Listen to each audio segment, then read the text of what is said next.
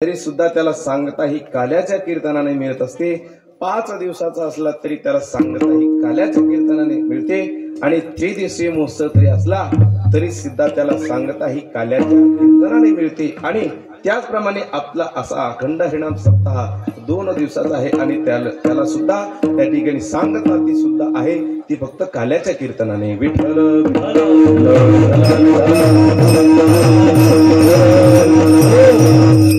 आणि त्याचप्रमाणे सर्व गोष्टीचं असतं। परमार्थात त्या ठिकाणी परमार्थ हा पूर्णतेला त्या ठिकाणी पोहोचत असतो। संसार कधी पूर्णत्वेला त्या ठिकाणी पोहोचत नाही, कारण संसारामध्ये सर्व काय असतात, सर्व त्या ठिकाणी आशा असतात।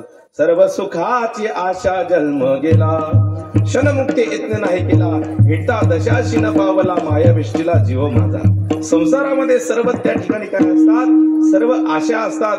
तृष्णान जीर्णान वयमेव जीर्णा, ज्याप्रमाणे तहान कधीही म्हातारी होत नसते, कितीही जरी पान पेलं, लहान मुलाची तहान आणि म्हाताऱ्या माणसाची तहान ही सारखीच असते। म्हणून त्या ठिकाणी संसारातली जी आशा आहे ती कधी सुद्धा म्हातारी होत नाही, ती सतत काय वाढते, वाढत राहते। आज आपल्याला 1000 रुपये आले, उद्या 2000 आले पाहिजेत, उद्या 2000 आले, 10,000 आपल्याला आले पाहिजेत। 1,00,000 रुपये महिना पडला त्या ठिकाणी 2,00,000 रुपये महिना पडला पाहिजेत। ही सर्वात काय आहे, सर्वांची त्या ठिकाणी आशा आहे। म्हणून आशा तृष्णान जीर्णान वयमेव जीर्णा, आशा ही कधी म्हातारी होत नाही। पण परमार्थ काय असतो, परमार्थ त्या ठिकाणी पूर्णत्वेला त्या ठिकाणी प्राप्त होत असतो। ज्याप्रमाणे संत भगवान बाबांचा परमार्थ त्या ठिकाणी पूर्णत्वाला त्या ठिकाणी गेला, ज्ञानोबारायांचा परमार्थ त्या ठिकाणी पूर्णत्वाला, अगदी ते संत महात्मे होते, त्यांचा झाला तो नाही, त्यांच्या संतीतल्या लोकांचा सुद्धा परमार्थ त्या ठिकाणी पुरा झाला। हे सुद्धा काय आहे, महत त्या ठिकाणी त्यांची महती आहे। अहो माऊली ज्ञानोबारांच्या सानिध्यामध्ये रेढा सुद्धा आला, तर रेढ्यात सुद्धा त्या ठिकाणी त्याला काय मिळाली, पूर्णत्व त्या ठिकाणी मिळाले। विठ्ठल विठ्ठल विठ्ठल विठ्ठल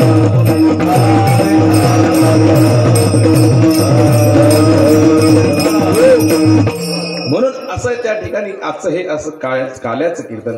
काल्याचं कीर्तन म्हणजे कोणतं, कळसाचं कीर्तन। कळसाचं कीर्तन कसं, आपण त्या ठिकाणी मंदिर बांधलं, सर्व बांधलेलं आहे मंदिर, पण त्याला कळस त्या ठिकाणी टेकवला नाही साहेब, ते मंदिर पूर्णत्वाला गेलं का? एकदा मंदिरावर त्या ठिकाणी कळस ठेवला, त्यावरती पुन्हा परत काम होत नाही। हा आहे परमार्थ। आपण संसारामध्ये पहा, पहिला मजला बांधला बर का, आणि पहिला मजला बांधल्यानंतर त्याच्या आसाऱ्या काय राहतात, कॉलम हे कायम वर असतात, म्हणजे बाबा कालांतराने चाल ही ठेवलेलीच असते बर का। दुसरा मजला बांधला बर का, ते काय म्हणतात, कसं करतात माहिती का, दुसरा मजला बांधला ना, मग आता आपण समजा आता वाळू ही उरेलच आहे आणि इटा सुद्धा वर उरलेलाच आहे, बांधकाम झालं बरं का, नियोजन होतं फक्त कशाचं, दुसऱ्याच मजल्याचं बांधायचं, भागवत भाऊ दुसऱ्या मजल्याचं नियोजन होतं फक्त बांधायचं। दुसरा मजला बांधून झाला आणि बांधल्यानंतर काय म्हणतो, डोक्यात काय विचार येतो, वाळू आणि इटा त्या ठिकाणी उरलेल्या आहेत, वर एखादी रूम अजून काय करू, बांधूनच घेऊ। तेवढी बांधली तरी सुद्धा ते काय म्हणतात, काही मग सेपरेट पाहुणा आला की त्याला इकडं संडास बाथरूम, खाली यायचं कामच नाही। म्हणजे त्याची आशा ही कधीच पूर्णत्वेला त्या ठिकाणी, सर्व सुखाची आशा जन्म गेला,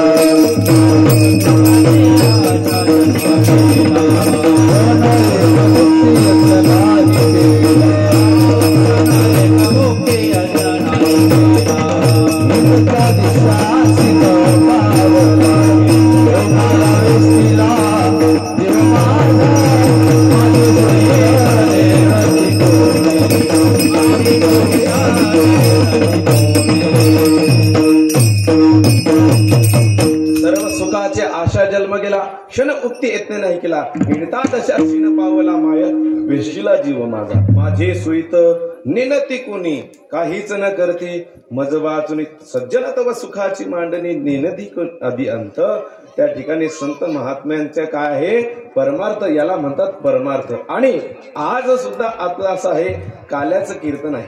काल्याचं कीर्तन म्हणजे कळसाचं कीर्तन पूर्णत्वाला. आणि आज हे काल्याचं कीर्तन झालं तर या ठिकाणी संध्याकाळी कीर्तन होणार नाही, हे लक्षात असू द्या. आणि हे सुद्धा जरी असलं गरुदास म्हणे आली ही पर्वणी घ्यावी ती साधुनी प्रयत्नाने. तुकोबरा म्हणतात तुमच्या आमच्या जीवनामध्ये ही परमार्थ त्या ठिकाणी साधण्याची परवानगी आली आणि आपण त्याची वेळ सुद्धा काय पाळली पाहिजे, साधली पाहिजे.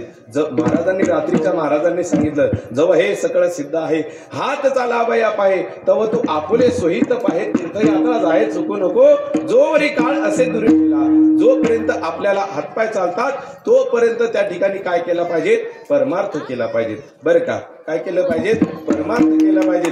एकदा ज्या वेळेला आपले हात पाय त्या ठिकाणी गळले, आपले हात पाय ताकद राहिली नाही, तेव्हा त्या ठिकाणी बोलता सुद्धा येणार नाही. मला म्हणण्याची खूप इच्छा आहे, माईक सुद्धा समोर आहे, पण मला म्हणता येत नाही. का म्हणता येत नाही, माझा आवाज बसला, पूर्ण गळा त्या ठिकाणी बसला. इच्छा आहे पण व्यक्त करू शकत नाही. असं जिवंत उदाहरण आहे, असं दुसरं कोणतं उदाहरण नाही, म्हणजे ताजं आहे चालू. बरं का, म्हणायची खूप इच्छा आहे, म्हणावं असं वाटतं, पण आवाज पूर्ण तिला त्या ठिकाणी गेला. त्या आवाज मध्ये कीर्तन करेल का नाही याची सुद्धा शाश्वती नाही. बरं का, म्हणून असा अनमोल किमतीचा नरदेह भगवान परमात्म्याने आपल्याला आम्हाला दिलेला आहे.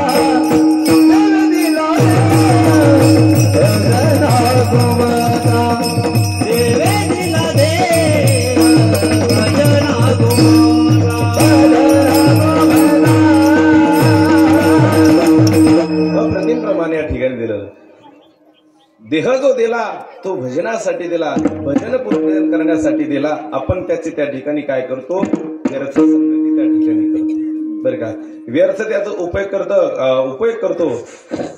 म्हणजे भगवान परमात्म्याने असा अनमोल किमतीचा नरदेह दिला, त्याची आपण त्या ठिकाणी सार्थकता केली पाहिजे. तुका म्हणे जन्मा आल्याचे सार्थक आणि विठ्ठलाची एक आपल्याला जन्म भगवान परमात्म्याने दिला आणि तो जर आपण या जीवनामध्ये भगवान बाबांची संगत केली पाहिजे, संत महात्म्यांची संगत सुद्धा त्या ठिकाणी केली पाहिजे. भगवान बाबांच्या संगतीमध्ये कितीतरी संत महात्मे नवे मातंग समाजाचे लोक सुद्धा काय झाले, त्यांचा उद्धार झाला. एवढं भगवान बाबांचं काय आहे, महत् पुण्य आहे, महत्भागे. अहो तेवढं नाही, त्या ठिकाणी भगवान परमात्मा ज्या वेळेला गोकुळाच्या बाहेर निघाले होते त्यावेळेला त्या ठिकाणी गोपिका सुद्धा रडले होते.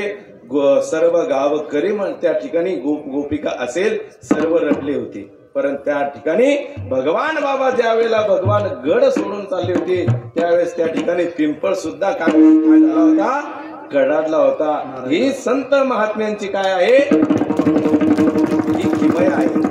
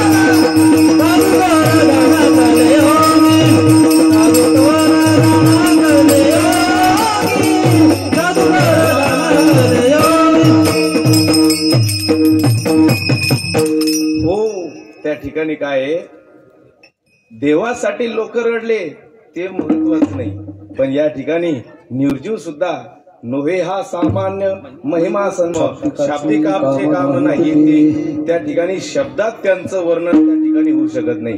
अहो हे ऐकण्यास जरी एवढं प्रभावी वाटत असलं तर ज्या वेळेला साक्षात प्रसंग करा, ज्यावेळेस ही गोष्ट घडली असेल त्यावेळेस काय त्यांची किमया असेल बरं का. म्हणून अहो नारायणगड सोडून जात असताना सुद्धा त्या ठिकाणी त्या पिंपळ सुद्धा कडाडून त्या ठिकाणी पडला, निर्जीवाला सुद्धा त्या ठिकाणी पाजर फुटला. म्हणून भगवान परमात्म्याच्या वरचे काय आहेत संत महात्म्यांची त्या ठिकाणी कीर्ती आहे बरं का. संत देवासाठी त्या ठिकाणी गोप गोपिका रडले हे तर जिवंत होते, यांना कळत होतं, परंतु त्या ठिकाणी पिंपळाला काय कळत होतं का. म्हणून असायला सुद्धा पाजर फोडणारा हो कुत्रा कितीतरी संत महात्म्यांचं त्या ठिकाणी वर्णन करावं तेवढं काय आहे कमी आहे. हे असं म्हणून नोहे हा सामान्य महिमा संतांचा महिमा तेवढा गावा तेवढा त्या ठिकाणी काय आहे कमी आहे. विठ्ठल विठ्ठल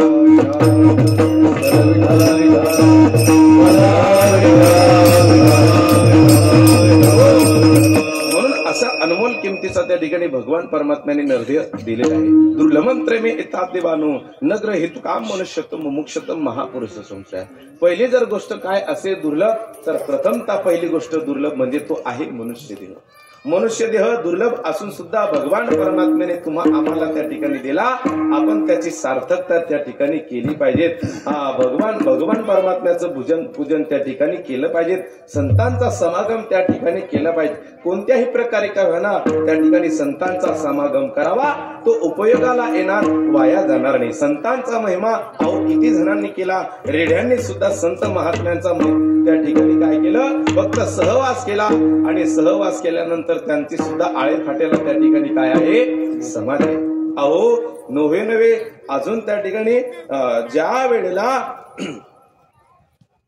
ज्ञानोबाऱ्याने ज्या खांबाला टेकून ज्ञानेश्वरी सांगितली तो त्या ठिकाणी त्या खांबासाठी सुद्धा काय आज नेवाशाला त्या ठिकाणी आज सुद्धा त्या ठिकाणी मंदिर आहे. खांब हे मंदिरासाठी आहे, पण मंदिर हे एकमेव जगातलं असं एकमेव ठिकाण आहे ते म्हणजे श्री क्षेत्र नेवासा. या ठिकाणी खांबासाठी मंदिर आहे. एवढं त्या ठिकाणी माऊलींची काय आहे किमया. आपणासारखे करती तात्काळ नाही काळवेळ तया लागे. संत महात्म्यांच्या सानिध्यामध्ये जर आपण त्या ठिकाणी गेला तर आपलं जीवन सुद्धा काय आहे हे बदलू शकतं. असं कितीतरी लोकांचं बदललं. अहो निर्जीव लोकांचं सुद्धा त्या ठिकाणी जीवन बदललं. ज्यांना काही समजत नाही त्यांचं सुद्धा काय बदललं जीवन बदललं. असे संत महात्म्यांची त्या ठिकाणी किमया आहे. नोहे गजानन महाराजांच्या त्या ठिकाणी सानिध्यामध्ये काय केलं फक्त एक गाय आली.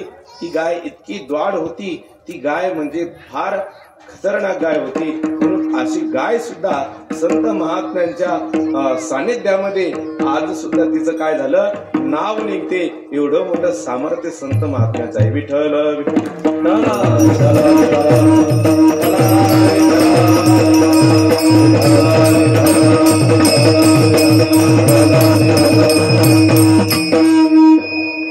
म्हणून माणसाचा शेवट कधी होईल हे सांगता येत नाही.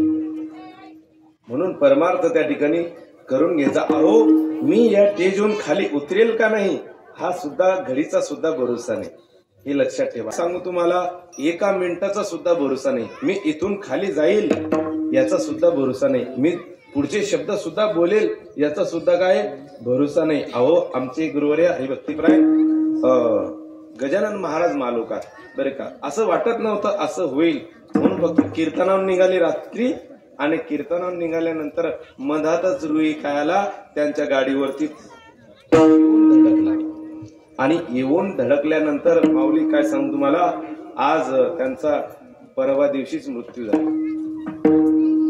काय घडीचा भरोसा आहे, काहीच भरोसा नाही. अहो कधी कोण कधी मरेल हे सुद्धा सांगता येत नाही का. अगदी व्यवस्थित जीवन त्या ठिकाणी जगा. खऱ्या अर्थाने त्या ठिकाणी संत महात्म्यांकडून हा संदेश घेण्यासारखा आहे. अहो एवढा जळून विषयाची कटके अधपली तवकी इंद्रिया जगे जय जय वशुते उधार प्रसिद्धे अनवर्थ आनंदे वर्षिती विषय व्याळे मिटी दिल्या निटिताटी ते तुझे गुरुकृपा दृष्टी निर्विष होय असे संत महात्मे वैराग्य महापौके खऱ्या अर्थाने याला म्हणतात शुद्ध वैराग्य. विठ्ठल विठ्ठल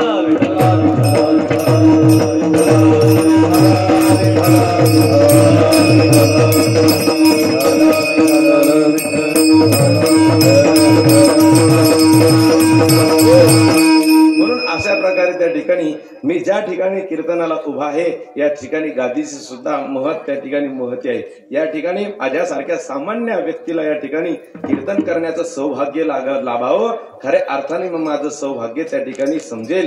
कारण या ठिकाणी खूप महंत लोक त्या ठिकाणी येऊन गेलेले आहेत आणि या जागेची त्या ठिकाणी महत्व त्या ठिकाणी पुण्य आहे. नवे नवे नारायण बाबा सुद्धा या ठिकाणी वाक्याची येऊन गेलेले आहेत. नारायण बाबांचे सुद्धा महत्व त्या ठिकाणी कार्य आहे. ज्याप्रमाणे भगवान बाबांचं आहे तसंच त्या ठिकाणी नारायण देव बाबांचं सुद्धा महत्व त्या ठिकाणी कार्य आहे. नारायण देव बाबा म्हणजे वाक शक्ती त्यांना प्रदान होती. त्यांनी जर म्हणलं यज्ञामध्ये आज पाणी पडेल तर पाणी पडल्याशिवाय राहणार नाही. एवढं त्या ठिकाणी त्यांचं बोलण्यामध्ये काय होती शक्ती होती बरं का. त्यांना वाक शक्ती त्या ठिकाणी प्रदान होती. त्यांनी जे म्हटलं ते त्या ठिकाणी व्हायचं. एवढे नारायण देव बाबा. अहो जर आपल्याला जर त्रास देत असेल तर आपल्याला त्रास देणारे कोण असतात? आपलेच असतात. कोण असतात? आपलेच आपल्याला त्रास देतात. दुसरं कोणी कोणाला त्रास देत नाही. मी हे तुमचं नाही सांगत, कुंभे फळातलं नाही सांगत, माझ्या गावातलं नाही सांगत, मी त्या ठिकाणी माऊली ज्ञानोबारांचं सांगतो. माऊली ज्ञानोबारांना कोण त्रास दिला? माऊली ज्ञानोबारांना त्यांच्याच लोकांनी त्यांना काय दिला? त्रास दिला. अहो शुद्धीपत्र सुद्धा मिळवू दिलं नाही. एवढा त्या ठिकाणी काय त्रास दिला बरं का. तुकोबारा असेल, तुकोबाराला काट्याच्या काडीने मारलं. आपण इथून नाही गेलो, देहूतल्याच लोकांनी ते केलं बरं का. शिवाजी महाराज असेल, शिवाजी महाराजांना सुद्धा जवळच्याच लोकांनी काय दिला? त्रास दिला बरं का. असे कितीतरी संत महात्मे. नारायण देव बाबा असेल, मी आता सध्याच म्हणजे जास्त कालावधीचं त्या ठिकाणी उदाहरण सांगत नाही. नारायण देव बाबा यांना सुद्धा कोण त्रास दिला? यांना सुद्धा आपल्या स्वतःच्या भावांना त्रास दिला. सख्या काय दिला? स्वतःच्या सख्या भावाने त्रास दिला. काय त्रास दिला?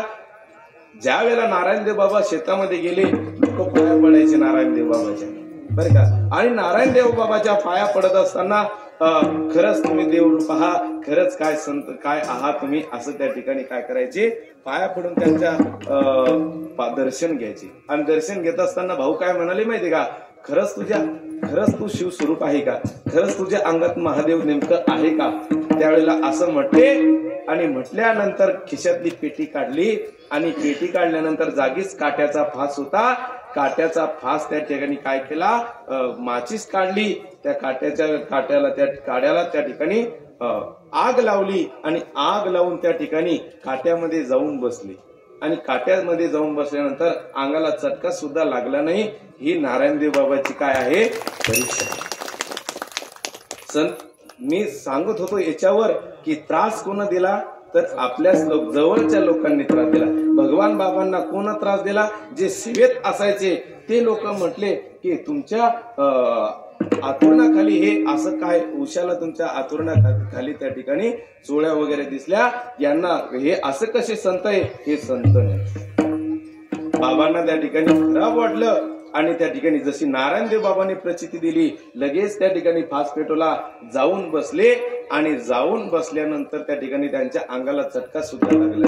भगवान बाबांनी सुद्धा आपलं त्या ठिकाणी इंद्रिय कापलं आणि इंद्रिय कापल्यानंतर फेकलं. त्यातून काय उगवल्या? तुळशी उगवल्या. तुळसी उगवल्या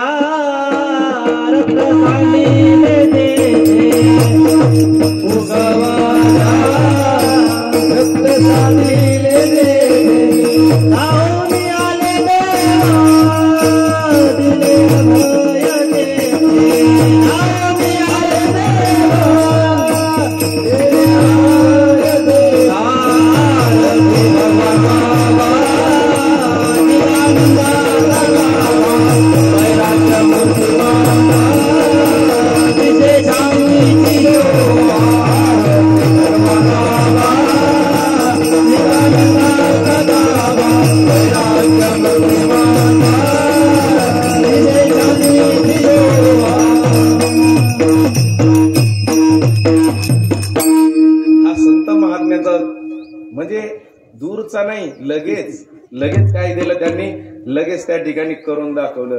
हे संत महात्म्यांचं असतं. अहो त्या ठिकाणी त्यांना सुद्धा म्हटलं, माणिक बाबा तुला जर माझा शिष्य करायचा असेल तर तू काय करू शकतो माझ्यासाठी? त्या ठिकाणी वरती जाऊन काय उडी मारू शकतो का? लगेच बाबांनी काहीच विचार नाही केला, लगेच पळत पळत गेले, शिखरावर गेले आणि काय केले, उडी मारली खाली. आणि त्यावेळेला संत महात्मे तसे हे जगाच्या कल्याणा संताच्या विभूती देह कष्टविधी परोपकारे. संत मायबाप या ठिकाणी अवतार धारण करतात. अवतार तुम्हा धराव्या कारण उद्धाराय जन जड जीवा. ब्रह्ममूर्ती संत जगी अवतरले उद्धाराय आले दिन जडा. मूढ पापी पामर विषयी जिज्ञासू इतक्यांचा उद्धार करण्यासाठी संत महात्मे किंवा देव त्या ठिकाणी भगवान परमात्मा येत असतो. कारण की यदा यदा ही धर्मस्य ग्लानिर्भवति भारत अभ्युत्थानं धर्मस्य तदात्मानं सृजाम्यहम्. त्या ठिकाणी देवाकडून जर काही काम नाही झालं तर त्या ठिकाणी संतांच्या विभूती धर्मालागी अवतरती. धर्मरक्षणा कारणे साधू होता ती अवतरणी. जगा लावावे सत्पत्ती हेची साधूची कैफिती. बर का, एका जनार्दने संत पूर्ण करते मनोरथ. त्या ठिकाणी संत महात्मे येत असतात. पवित्राणाय साधूना विनाशाचे दुष्कृताम धर्म संस्थापनार्थाय संभवामी युगे युगे.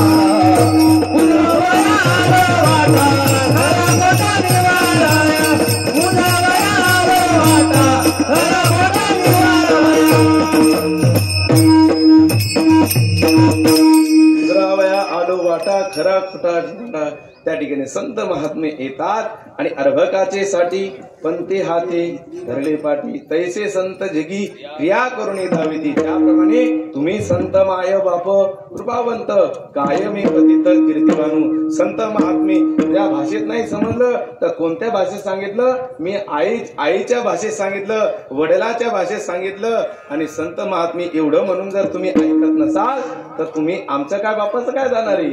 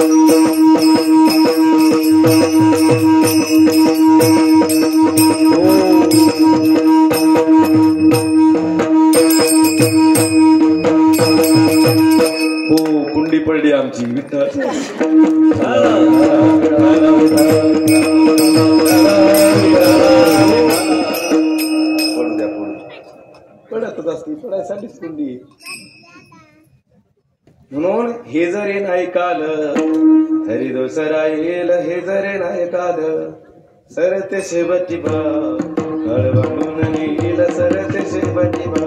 संत मायबाप म्हणतात एका जनार्दनी बा आमचे काय बाजारील. पिंगळा पिंगळा पिंगळा पिंगळा पिंगळा महाद्वारी बरोबरी पिंगळा महाद्वारी.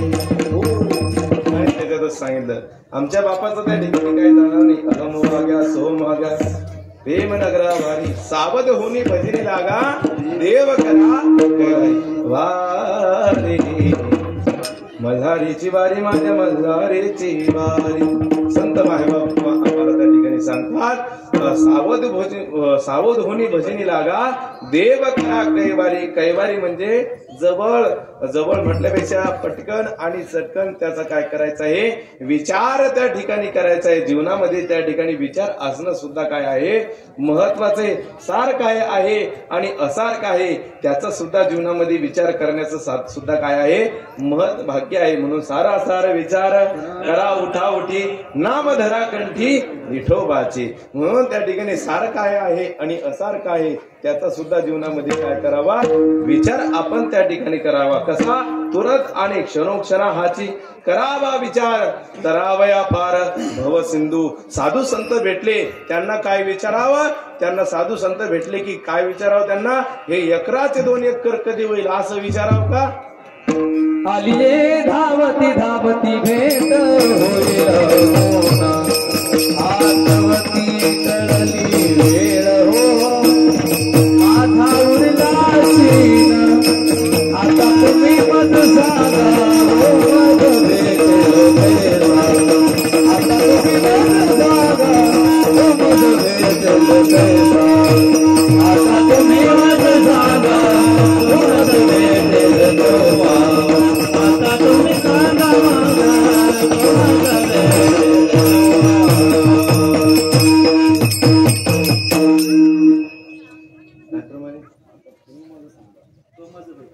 हा. संत महात्मे भेटले त्यांना हे नाही विचारू की आमचा दुसरा मजला कधी होईल बाबा. आमचं पोरग नोकरीला कधी लागल. आमची मुलगी नोकरीला कधी पोलीस त्या ठिकाणी होईल हे विचारू नाही. कोण गावी आहे सांगा विठ्ठल. कोण गावी आहे सांगा विठ्ठल. कोण गावी आहे सांगा विठ्ठल. कोण गावी आहे सांगा विठ्ठल.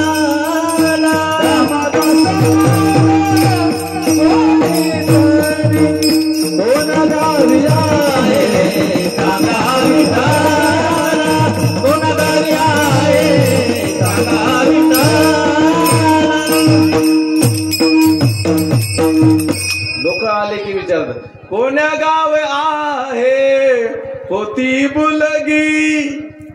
लोक काय म्हणतात महाराज आल्याबरोबर याच्यात पहा बरं कोणती पूजा गिजा करणं पडती का. हे लग्न कधी जुळली याचं ते सांगा.